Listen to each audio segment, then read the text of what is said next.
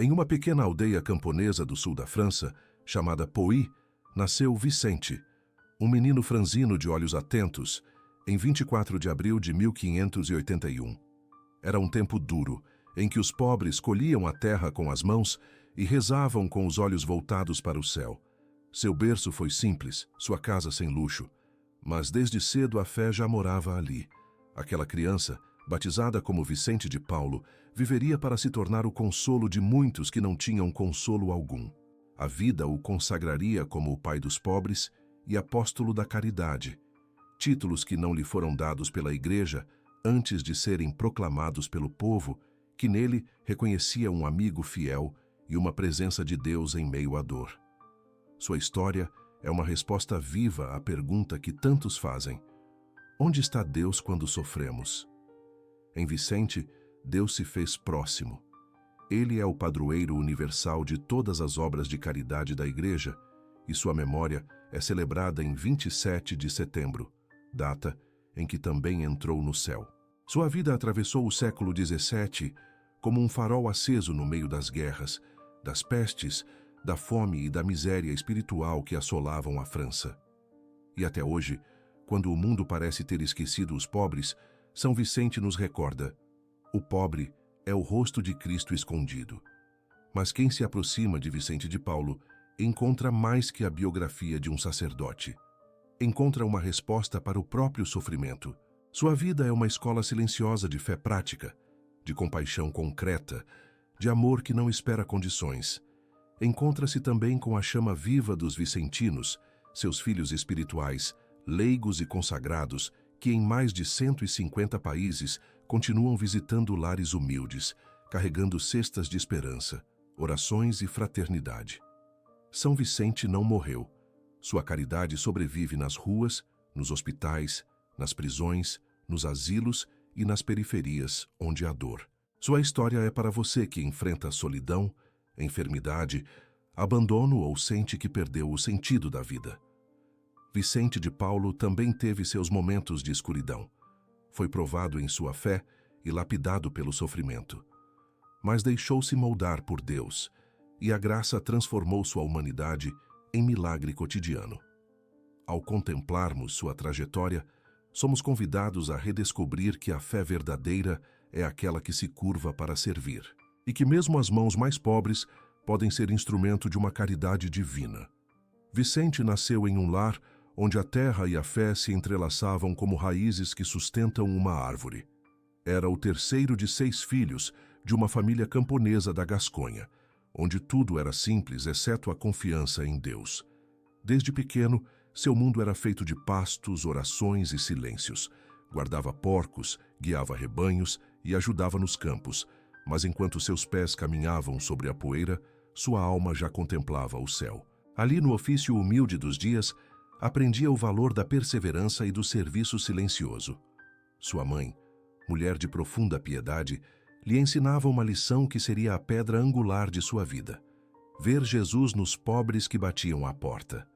Esse olhar espiritual, tão delicadamente plantado no coração do menino, germinaria mais tarde em frutos que tocariam o mundo inteiro.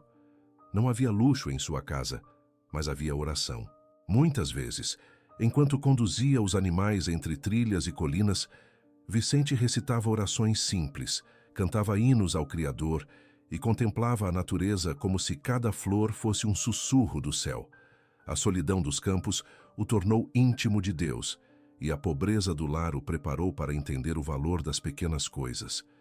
O menino que um dia seria chamado pai dos pobres já aprendia, sem saber, que toda grande missão começa nos gestos pequenos.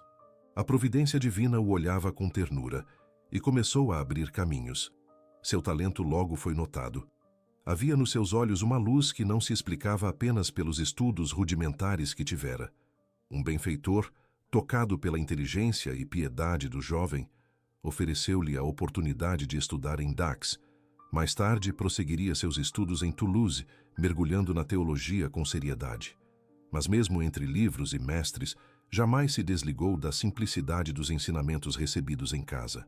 Ele sabia que a verdadeira sabedoria era aquela que desce do altar e chega até a porta do pobre. Ainda adolescente, Vicente já experimentava os primeiros toques do chamado de Deus.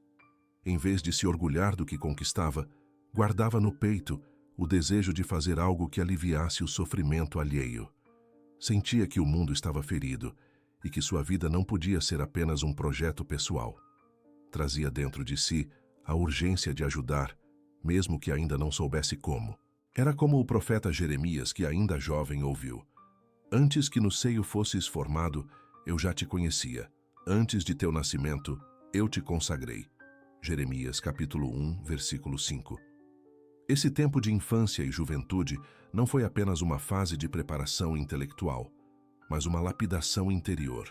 Vicente de Paulo não foi um gênio precoce, nem um prodígio de realizações, mas um menino que, sem se dar conta, era esculpido pela graça.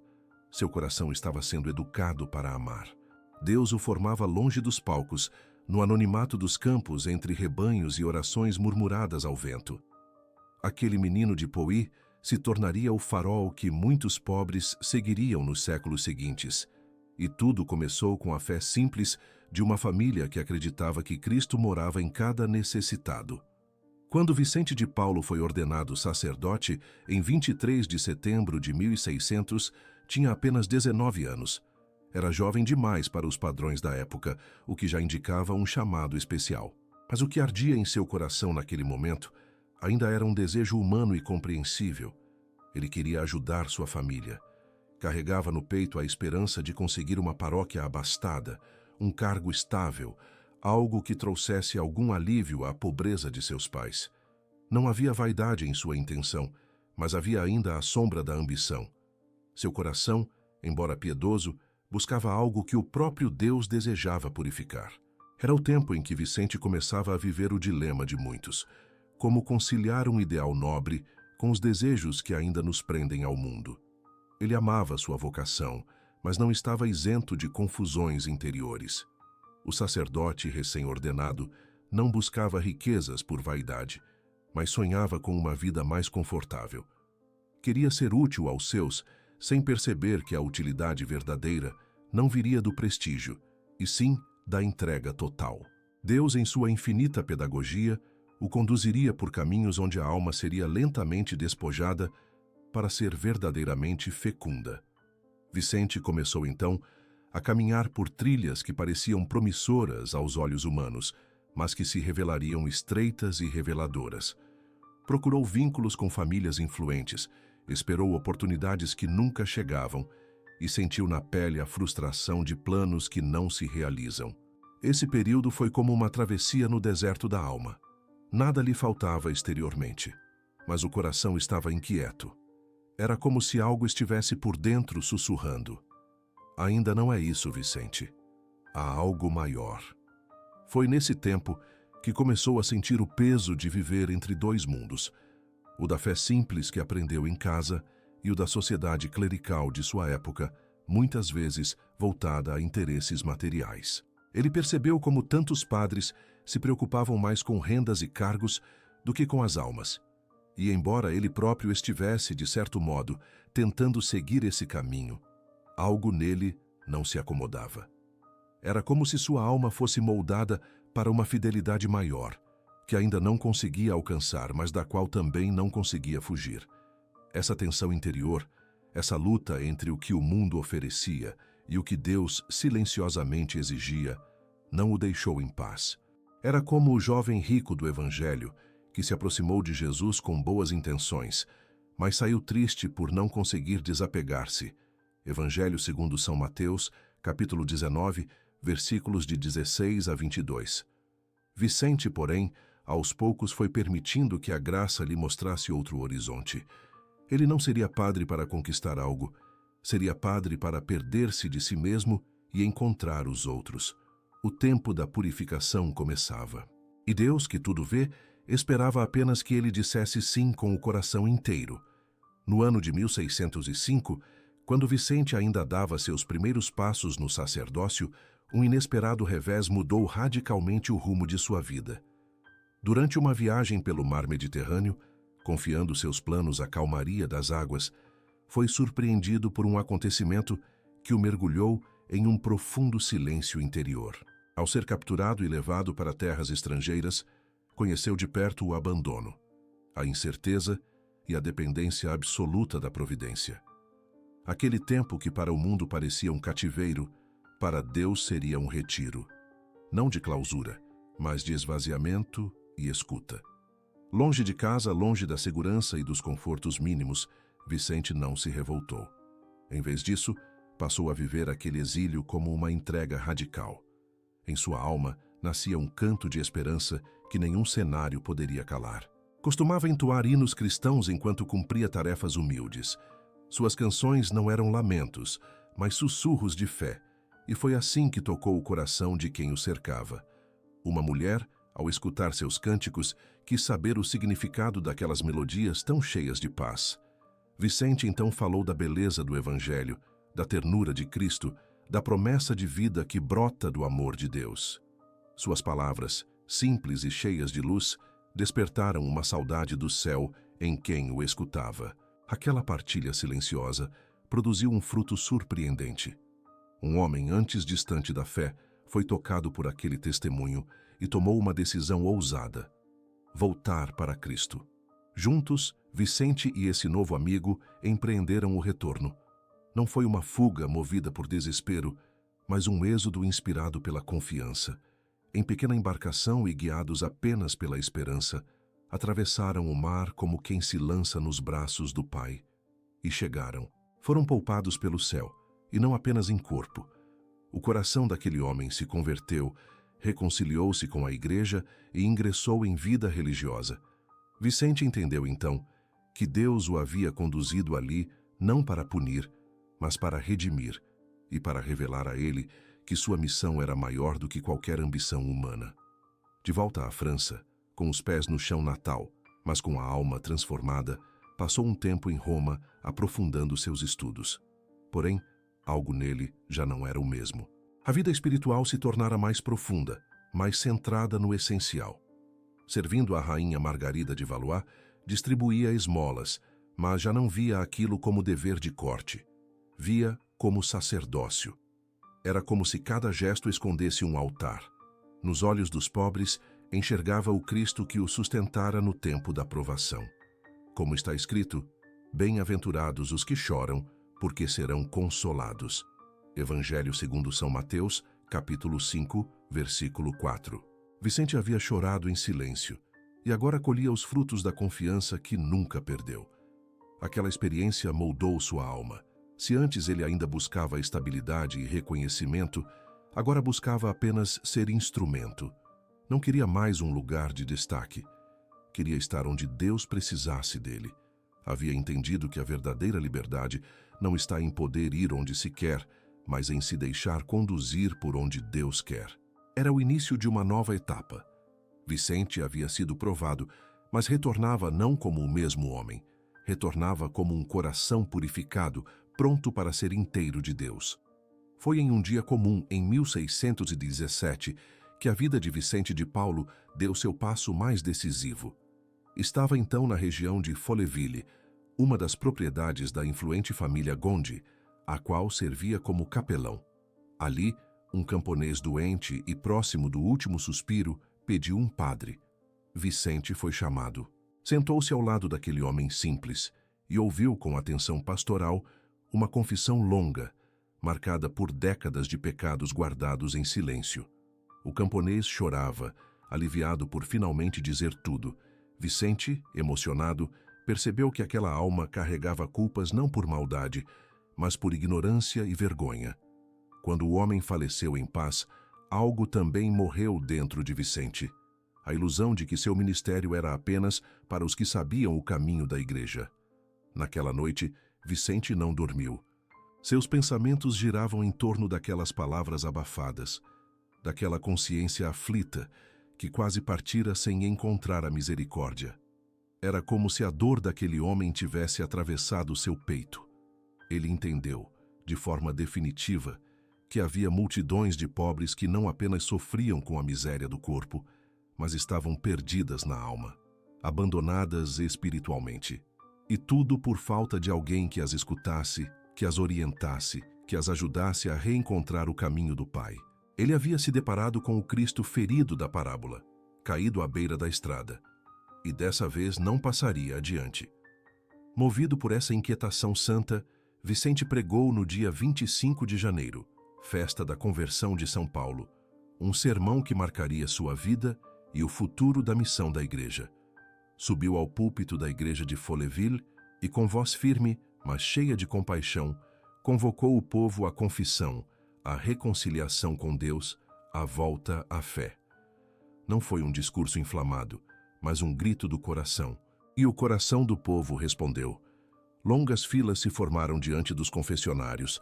Camponeses, mulheres, jovens e idosos acorreram como quem finalmente encontrava abrigo. O número de penitentes foi tão grande que Vicente teve de chamar outros padres para ajudá-lo. A semente da missão havia germinado. Esse foi o ponto sem retorno. O dia em que Vicente entregou não só seu ministério, mas sua vida inteira aos pobres. Não apenas aos pobres de pão, mas aos pobres de alma. Anos depois, ele diria que aquele foi o momento em que Deus o tocou de modo definitivo, revelando-lhe sua verdadeira vocação. A partir dali, Vicente não buscaria mais cargos, não esperaria mais convites. Ele iria onde o povo estivesse. Seria o missionário dos esquecidos, o confessor dos simples, o pregador dos que tinham sede e não sabiam onde beber. Seus amigos perceberam que algo havia mudado. O homem que antes era vigoroso, mas por vezes áspero e impulsivo, tornava-se manso, dócil e cheio de uma paciência que só os que foram vencidos pelo amor de Deus conhecem. Ele próprio reconheceria mais tarde que sem a graça teria continuado duro e repulsivo, mas o toque do Espírito o fez novo. Como está escrito, dar-vos-ei um coração novo e em vós porei um espírito novo. Tirarei de vós o coração de pedra e vos darei um coração de carne. Profeta Ezequiel, capítulo 36, versículo 26. Em Folleville, Vicente recebeu não apenas um chamado, mas uma missão clara: evangelizar os pobres com uma caridade que tocasse o corpo e a alma. A partir daquele dia, o mundo já não veria apenas o Padre Vicente. Veria o servo de Deus em ação, não por impulso humano, mas por decisão divina. Uma decisão tomada diante de um camponês moribundo e selada com as lágrimas de um arrependimento que salvou uma alma. Após o chamado decisivo em Folleville, Vicente de Paulo não se isolou em teorias ou ideias generosas.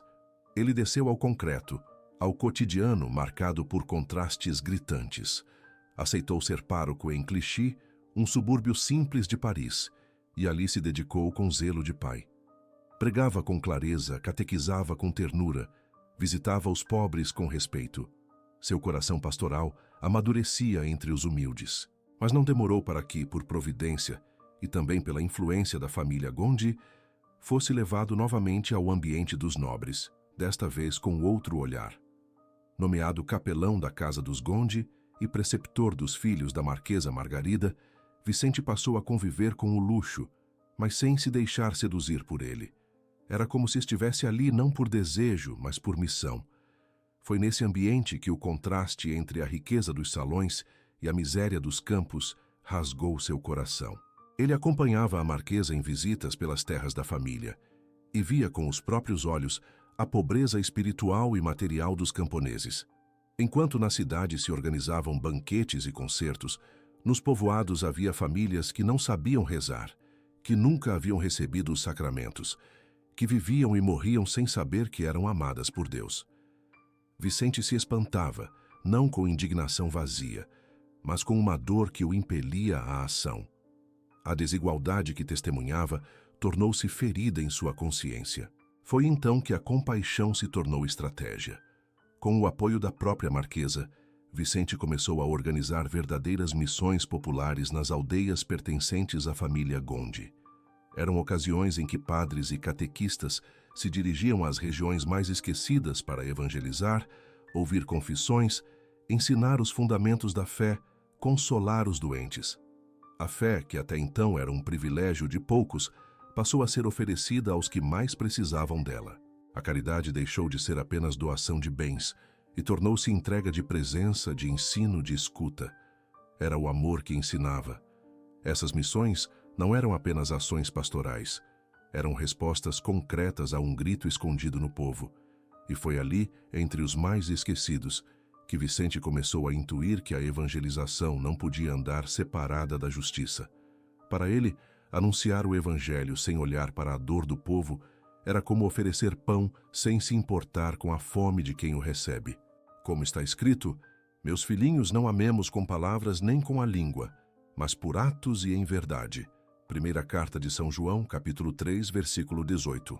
A fé sem obras, ele sabia, é morta. A convivência com os pobres e com os ricos permitiu a Vicente algo raro: unir os dois. Ele não rejeitava os nobres, mas os evangelizava também. Tocava seus corações para que apoiassem os que sofriam. E muitos atenderam. A compaixão de Vicente despertava neles um desejo de servir. E com isso ele conseguiu levantar recursos para sustentar a missão entre os camponeses. Era Deus unindo mãos diferentes para um mesmo propósito. Foi esse período que consolidou no coração de Vicente a convicção de que a caridade precisa ser organizada, contínua e estruturada.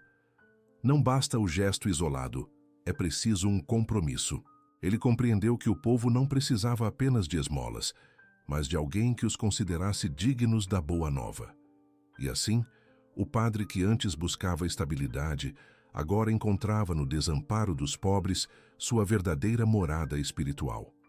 O confronto com a desigualdade não o afastou, fez dele um servo mais inteiro. Foi em agosto de 1617, no vilarejo de Châtillon-les-Dombes, que Vicente de Paulo experimentou uma das experiências mais marcantes de sua missão. Ele havia sido chamado para substituir provisoriamente o pároco local, e em poucos dias percebeu o abandono material e espiritual em que vivia a comunidade. Certo domingo, pouco antes da missa, foi informado de que uma família inteira, residente nas redondezas, encontrava-se gravemente enferma sem qualquer assistência. A notícia o abalou, pregou com o coração em chamas e do altar pediu aos fiéis que fossem caridade viva para aqueles irmãos necessitados. Ele não apenas falava do Evangelho, ele o convocava à ação. Naquela mesma tarde, algo extraordinário aconteceu. Diversas pessoas, comovidas pelo apelo, se dirigiram até a casa da família doente, levando mantimentos, lenha, roupas, medicamentos, cuidados. A resposta foi tamanha que, nos dias seguintes, Vicente percebeu que havia mais generosidade do que organização. Muitas pessoas ofereceram o mesmo tipo de ajuda, enquanto outras necessidades continuavam sem resposta. Aquilo acendeu uma luz em seu coração. O povo queria ajudar, mas era preciso transformar o impulso em missão duradoura. Foi então que germinou a ideia que mudaria para sempre o modo de viver a caridade na igreja. Em 20 de agosto daquele ano, Vicente fundou ali mesmo a primeira confraria da caridade. Era um grupo de leigos, em sua maioria mulheres simples, mães e jovens da comunidade, que se comprometiam com regularidade e método a visitar os enfermos, alimentar os pobres e acompanhar as famílias vulneráveis. Não era mais apenas uma caridade de ocasião. Era um serviço ordenado, constante e espiritual. Vicente confiava especialmente às mulheres essa missão, pois reconhecia nelas uma capacidade de ternura, sensibilidade e perseverança incomparável. Nasciam ali as primeiras sementes de uma pastoral social que frutificaria em muitas partes da França. Essa fundação não foi apenas uma resposta local, foi um gesto profético. Vicente compreendeu que a caridade cristã, para ser fecunda, precisa ser tão bem cuidada quanto a doutrina. Ajudar o pobre não era apenas um ato de compaixão, mas uma responsabilidade de fé. Ele dizia que a caridade não pode ser como a chuva de verão, que passa rápido, mas como uma fonte que corre constantemente. Como está escrito, a fé, se não tiver obras, é morta em si mesma. Carta de São Tiago, capítulo 2, versículo 17. E para que essas obras não se perdessem, era necessário organizá-las, sustentá-las e dar-lhes corpo comunitário. Com o tempo, essas confrarias se espalhariam como luzes por toda parte onde Vicente missionava. Cada aldeia por onde ele passava ganhava não apenas pregações e confissões, mas um núcleo de amor fraterno que perdurava. Os bispos se alegravam com a novidade, pois viam nela o florescimento de uma igreja mais próxima dos pobres. Vicente não fundava apenas grupos, mas despertava uma espiritualidade encarnada. Ele fazia a fé descer do altar para a rua, da oração à ação. Esse momento em Châtillon foi para Vicente uma confirmação de que a caridade não deve ser apenas emocional, mas espiritual e responsável. Ele não buscava números nem prestígio, buscava almas que servissem por amor. E o que começou com uma família enferma e uma súplica no púlpito, tornou-se um movimento que séculos depois ainda leva conforto a lares esquecidos. Era o início de uma revolução silenciosa, feita não por armas, mas por mãos que se abaixam para erguer o irmão. O ano de 1625 marcou um novo nascimento na vida de Vicente de Paulo. Já não era apenas um padre zeloso, nem apenas um organizador de ações caritativas. Agora sentia o chamado para deixar algo que permanecesse além de sua presença física. Queria que a missão junto aos pobres, doentes, camponeses e esquecidos continuasse quando ele já não estivesse mais ali. E assim, guiado pela oração e pela providência, fundou a Congregação da Missão, conhecida mais tarde como os Lazaristas, padres missionários que se dedicariam à evangelização dos mais humildes, sobretudo no campo, e à formação de outros sacerdotes. A congregação nascia não de um desejo pessoal, mas da urgência do Evangelho. Vicente percebia como tantos padres da época não estavam preparados para o serviço pastoral. Faltava-lhes zelo, doutrina, proximidade com o povo. Ele queria formar homens de Deus com o coração no altar e os pés na estrada. Homens que soubessem ouvir, consolar, ensinar e servir com humildade. Era a resposta ao clamor de muitos corações que viviam longe da luz da fé. E Deus confirmou essa inspiração com frutos visíveis. Jovens começaram a se unir a ele. E a semente se espalhou, mas a providência não parou aí. Em 1633, uma nova fundação nascia. Desta vez, com uma mulher de alma extraordinária, Santa Luísa de Marillac. Com ela, Vicente fundou as Filhas da Caridade, uma congregação feminina diferente de todas as que existiam até então. Não havia clausura, não havia hábito solene. O convento dessas mulheres seria o mundo, seu claustro, as ruas, sua capela, os lares dos pobres. Elas se dedicariam aos doentes, aos abandonados, aos órfãos e às obras de misericórdia, indo onde ninguém mais queria ir. Foi uma revolução silenciosa, uma ousadia que só poderia nascer do Espírito Santo. Vicente dizia às Filhas da Caridade: vossas casas serão as casas dos pobres, vossa cela será o quarto dos doentes, vossa capela será a igreja paroquial e vossa clausura será a obediência. Com essas palavras, ele consagrava não apenas uma obra, mas uma nova forma de viver a santidade. Era a mística que se encarna, a oração que se traduz em serviço, a fé que se faz presença. Não por acaso, muitos viam nessas mulheres uma luz que atraía os corações. Elas não falavam muito, mas suas mãos falavam por elas. Essa fase da vida de Vicente é marcada por um sinal evidente da ação divina. Ele mesmo dizia: foi Deus quem tudo fez. Nunca se atribuía o mérito. Via-se apenas como um instrumento. Era como João Batista. Diminuía para que Cristo crescesse. Evangelho segundo São João, capítulo 3, versículo 30. E quanto mais se escondia, mais a obra crescia. Não era movida por estratégias humanas, mas por uma confiança radical na providência. Ele não fazia planos grandiosos. Ele ouvia a dor do povo, levava ao altar e agia conforme a vontade do céu. A fundação das congregações vicentinas foi mais que uma resposta prática. Foi um milagre discreto, sustentado por oração e sacrifício. Aquelas pequenas sementes plantadas com lágrimas e fé, hoje são árvores frondosas que estendem seus galhos por todo o mundo. E tudo começou com um coração que ousou confiar. Como está escrito: confia ao Senhor as tuas obras e teus planos se realizarão. Livro dos Provérbios, capítulo 16, versículo 3. Vicente de Paulo era um homem profundamente ativo. incansável na missão e atento às dores do povo. Mas nada disso se sustentaria se sua alma não estivesse enraizada em uma vida de oração intensa e contínua. Ele não era apenas um servidor dos pobres, era um adorador silencioso. Suas longas jornadas de trabalho sempre começavam e terminavam diante do Santíssimo Sacramento. Ali, de joelhos, Vicente se entregava ao silêncio de Deus e se deixava moldar pela luz que emana do altar. Ele compreendia que, sem essa intimidade diária com o Senhor, sua caridade perderia o fogo e se tornaria apenas filantropia. Sua espiritualidade não era feita de arroubos emocionais, mas de uma presença contínua. Dizia: é preciso dar tempo ao Espírito de Deus. E assim ele fazia. Antes de cada decisão, recolhia-se em oração. Diante de cada desafio, buscava discernimento na escuta do Evangelho. Encontrava em Cristo o verdadeiro pobre, o verdadeiro sofredor, o verdadeiro mestre. Quando acolhia um mendigo ou cuidava de um doente, costumava repetir baixinho: é o meu Jesus. Era sua forma de reconhecer no outro a presença viva de Deus.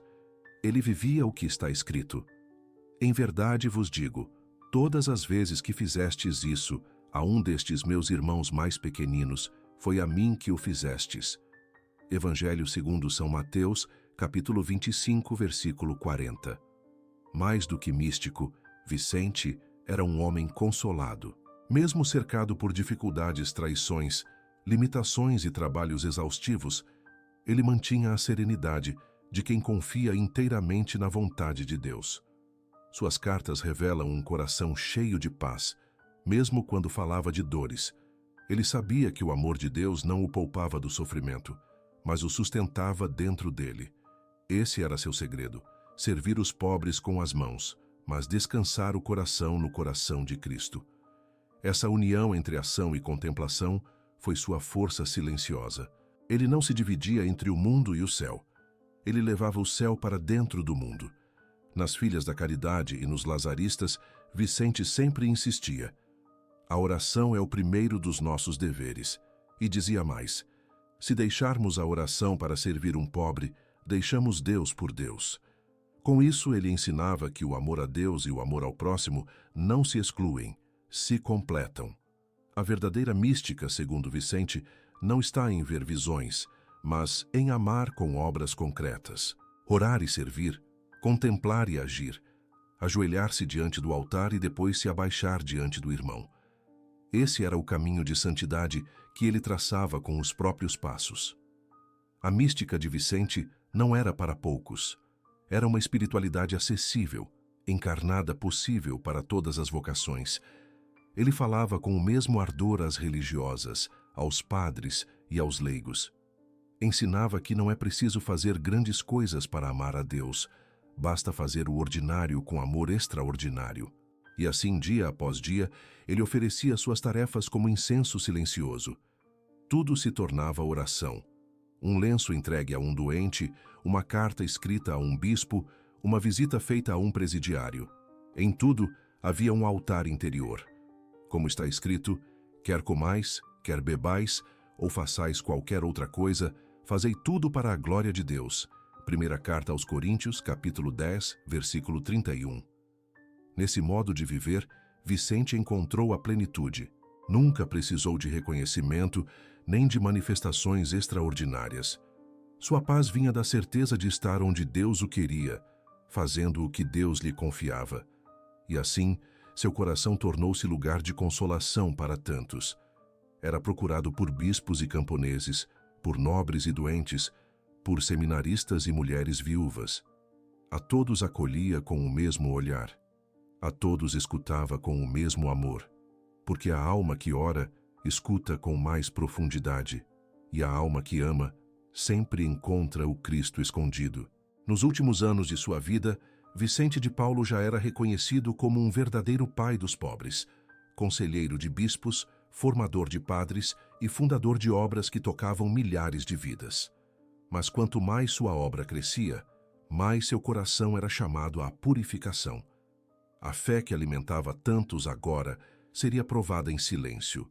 Deus o levava à escola do sofrimento, Não aquele que escandaliza, mas o que lapida. Aquele que não é castigo, mas configuração com Cristo crucificado. Vicente, que amara tanto, agora aprenderia a amar na dor. Em 1648, tomado por um zelo missionário que não conhecia fronteiras, ele enviou os primeiros missionários vicentinos a Madagascar.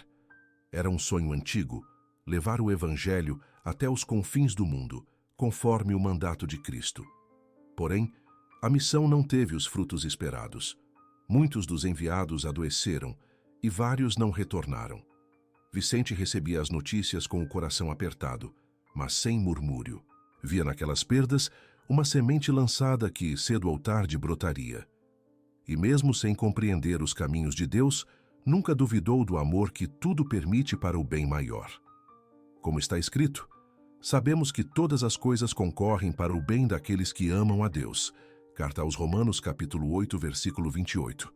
Além das dores externas, enfrentou incompreensões internas. Foi alvo de calúnias, especialmente por parte de alguns eclesiásticos que não compreendiam sua maneira de viver e propor a missão.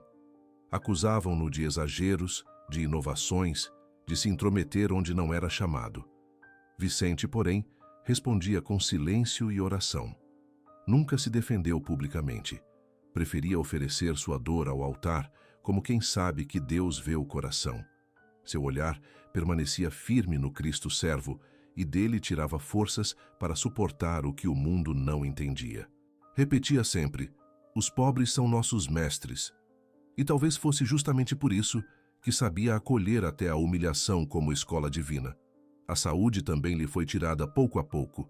Sofria com inflamações crônicas nas pernas, dificuldades para caminhar, dores constantes. O corpo já não acompanhava o ritmo da alma, mas ele seguia.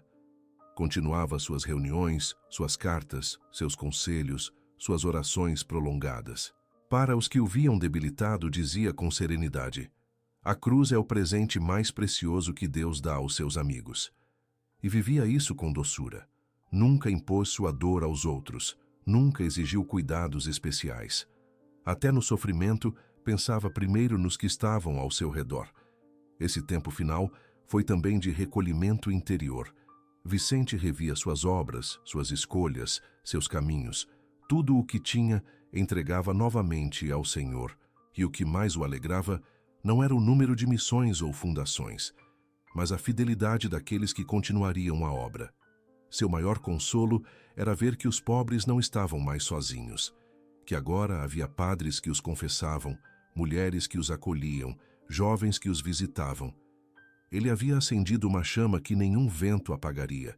Neste momento do roteiro, faço uma pausa para você, que acompanha esta história. Talvez também você esteja passando por incompreensões, dores físicas, perdas ou angústias que não se explicam. Que Vicente de Paulo interceda por você agora. Se desejar, escreva nos comentários o nome das pessoas pelas quais deseja rezar. Apresentaremos juntos esses nomes a Deus com fé e confiança, porque, como dizia o próprio Vicente, quando deixamos tudo nas mãos de Deus, vemos a mão de Deus em tudo. O dia 27 de setembro de 1660 amanheceu sereno, mas envolto por um silêncio diferente na casa da Congregação da Missão, em Paris. Vicente de Paulo, já com 79 anos, entregava seus últimos momentos em oração. Os que conviviam com ele sabiam que aquele corpo frágil carregava uma alma totalmente entregue. Não havia medo em seus olhos, mas paz. A mesma paz com que sempre acolhera os pobres, agora o envolvia como um manto invisível. Sua vida, toda ofertada, estava prestes a se unir plenamente àquele a quem tanto amara nos irmãos sofridos. Ao longo daquela manhã, seu quarto foi discretamente visitado por filhas da caridade, padres lazaristas e leigos que desejavam apenas permanecer próximos de sua presença. Vicente não pronunciou discursos finais, apenas repetia orações simples, como um filho que volta ao colo do pai. Seus lábios murmuravam invocações suaves: Jesus, Maria. E ali, no recolhimento daquela casa, que fora berço de tantas obras, Vicente expirou suavemente, como quem adormece nos braços da misericórdia. Não houve alarde, Mas quem ali estava sabia. O céu havia acolhido um servo fiel. A notícia se espalhou rapidamente por Paris. Homens e mulheres de todas as classes sociais choravam, dizendo: perdemos nosso melhor amigo, mas ganhamos um intercessor no céu. Pobres e nobres, padres e governantes, camponeses e viúvas, todos se uniram no mesmo sentimento, uma gratidão profunda por aquele homem que os havia amado com a ternura do Evangelho. As igrejas se encheram e, mais do que cerimônias, o povo acendia velas, fazia silêncio, rezava. Sentiam que Vicente não partira. Sentiam que agora ele caminhava ainda mais perto. Anos depois, ao ser aberto o túmulo de Vicente para a transferência de seus restos mortais, descobriu-se que seu corpo havia sido preservado de maneira extraordinária. Aquilo foi recebido não como milagre para exaltação pessoal, mas como sinal de que Deus havia confirmado sua santidade.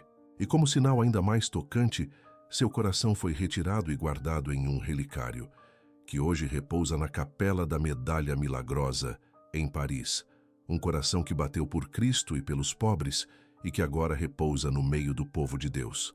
Naquela mesma capela, a poucos metros do relicário de São Vicente, seria revelada ao mundo mais tarde a Medalha Milagrosa, entregue por Maria Santíssima a Santa Catarina Labouré.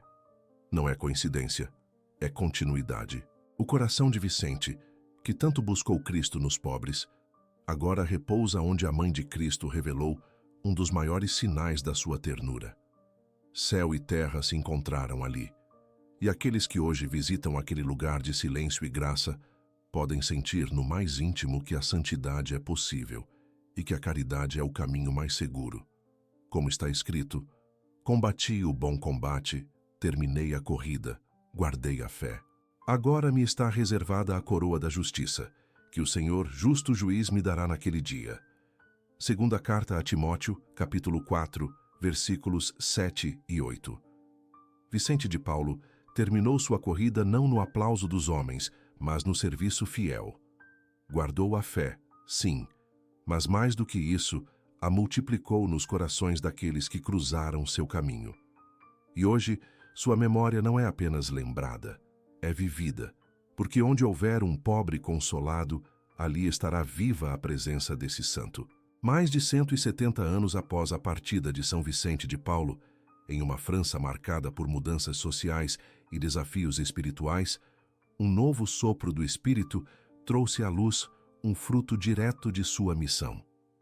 Em 1833, um jovem universitário chamado Antônio Frederico Ozanam, movido pela inquietação diante da pobreza e da indiferença à fé, buscava uma forma concreta de viver o Evangelho em seu tempo. Inspirado pela vida e pelo carisma de São Vicente, reuniu um pequeno grupo de amigos em Paris. Nascia assim a Sociedade de São Vicente de Paulo, um laicato ativo, comprometido com os pobres, com a escuta, a visita e o consolo.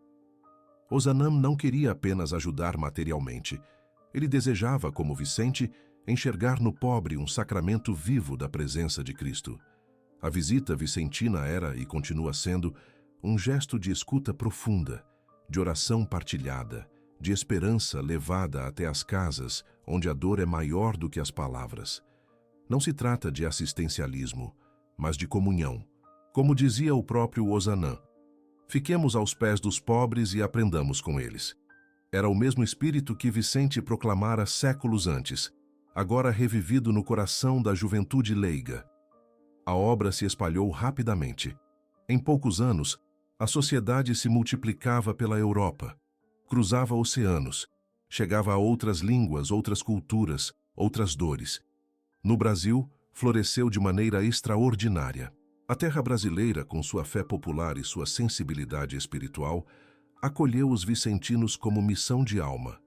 Hoje, somos o maior país vicentino do mundo, com milhares de conferências espalhadas por paróquias, bairros, comunidades e periferias. Homens e mulheres que, de maneira discreta, continuam a missão de São Vicente com sacolas nas mãos e orações no coração. É impressionante perceber como uma chama acesa em 1600 pode continuar iluminando tanto tempo depois. E isso acontece porque a origem dessa luz não é humana, mas divina.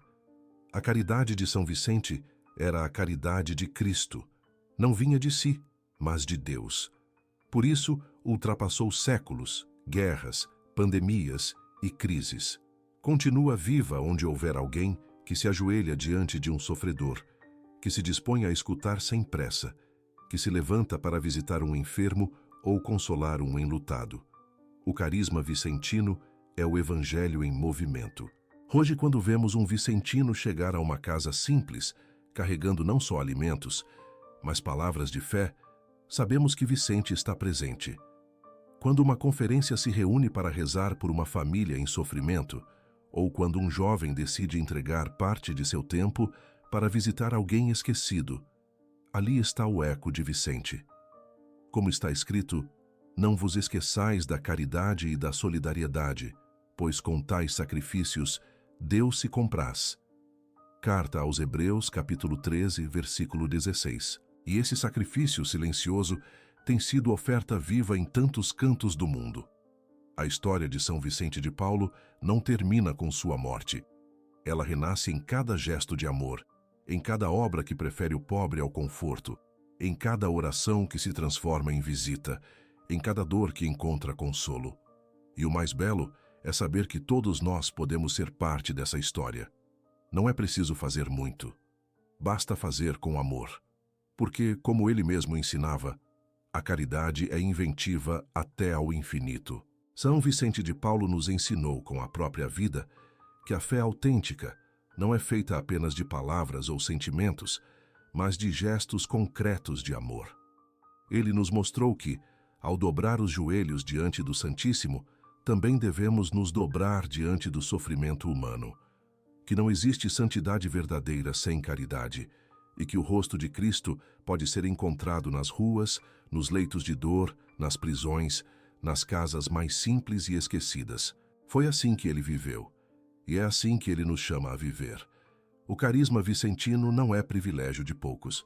Ele é uma estrada aberta para todos que desejam amar com as mãos, ouvir com o coração e servir com alegria. Talvez você que escutou essa história sagrada sinta agora um chamado silencioso, um desejo de se doar mais, de olhar com mais ternura os que sofrem perto de você. Esse chamado é real. Ele vem de Deus e começa nas pequenas coisas, numa escuta atenta, num gesto de ajuda, numa oração feita com sinceridade por alguém que precisa. São Vicente dizia: amemos a Deus, mas com o suor do nosso rosto e o esforço dos nossos braços. Hoje, o mundo continua cheio de dores, de solidões disfarçadas, de misérias escondidas, mas também está cheio de oportunidades para amar. Talvez você não possa mudar o mundo todo, mas pode mudar o dia de alguém. E com isso, acender uma luz onde havia escuridão. A vida de São Vicente nos prova que um coração cheio de compaixão pode transformar gerações. Ele não buscou grandezas, apenas respondeu ao sofrimento com o Evangelho. E essa resposta ecoa até hoje, por meio dos vicentinos, das filhas da caridade, dos leigos missionários e de todos os que escolhem servir.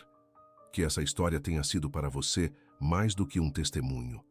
Que tenha sido resposta às suas perguntas, consolo para suas dores, esperança para suas noites mais difíceis. E se em algum momento deste caminho seu coração se sentiu tocado, creia. Deus está visitando você. Ele fala por meio dos santos, mas age também por meio de cada um de nós. Como está escrito, meus filhinhos, não amemos de palavra nem de boca, mas por obras e em verdade. Primeira carta de João, capítulo 3, versículo 18. Peçamos juntos, São Vicente de Paulo, Pai dos pobres, interceda por nós. Ensina-nos a amar como tu amaste, a servir com alegria, mesmo quando nos falta força, a ver Cristo nos abandonados, nos doentes, nos esquecidos. Fortalece os vicentinos espalhados pelo mundo. Dá-nos olhos atentos, coração sensível e mãos generosas. Amém. Se esta história tocou você, compartilhe com alguém que precisa de esperança. Curta, inscreva-se e deixe seu pedido de oração nos comentários. Estamos unidos em fé, em caridade e em missão, porque onde houver amor, ali está Deus. E onde houver um pobre consolado, ali vive o coração de São Vicente.